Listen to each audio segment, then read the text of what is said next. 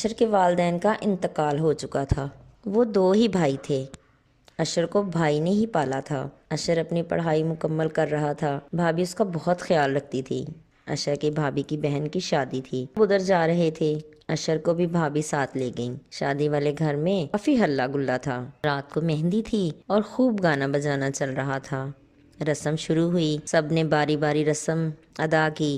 بھائی بھابھی نے بھی رسم ادا کی۔ بھائی ضروری کام سے کہیں باہر چلے گئے۔ اب ڈیک لگا کر باری باری سب ڈانس کرنے لگے۔ اشر کی بھابھی نے اشر کو زبردستی بلا لیا اور وہ دونوں بھی ڈانس کرنے لگے۔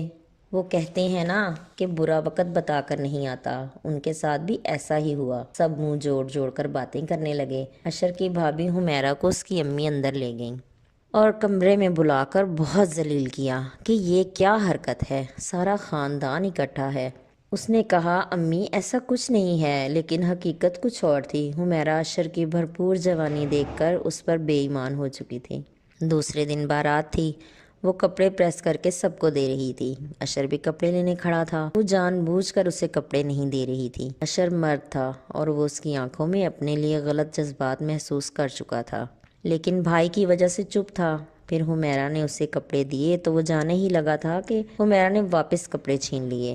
بولا ٹھیک ہے میں گھر جا رہا ہوں واپس۔ نے باہر جانے کے لیے جیسے ہی قدم بڑھایا، حمیرہ نے آگے بڑھ کے دروازہ بند کر دیا۔ یہ کیا حرکت ہے بھابھی؟ کچھ نہیں، وہ اشر کے بہت قریب آ چکی تھی۔ اشر اسے دھکا دے کر باہر نکل گیا۔ پھر بارات کے آنے کا وقت ہو چلا تھا۔ اشر تیار ہو کر باہر ہی کھڑا تھا اور سوچ رہا تھا اب کیا ہوگا، بھائی کہیں مجھ سے ناراض نہیں ہو جائیں، وہ مجھے ہی غلط نہ سمجھ لیں۔ اتنے میں حمیرہ باہر آ گئی۔ کیا کر رہے ہو؟ کچھ نہیں۔ وہ حمیرہ کی طرف دیکھنا بھی نہیں چاہتا تھا۔ وہ بالکل اس کے سامنے آ کر کھڑی ہو گئی۔ حمیرہ بہت خوبصورت لگ رہی تھی۔ بھابھی کچھ خدا کا خوف کرو، یہ کیا بدلحاظی ہے؟ اشر بہت لحاظ کر رہی ہوں، نقصان تو میرا ہے، تمہارا کیا جائے گا؟ تو آپ اپنا نقصان کیوں کرنا چاہتی ہیں؟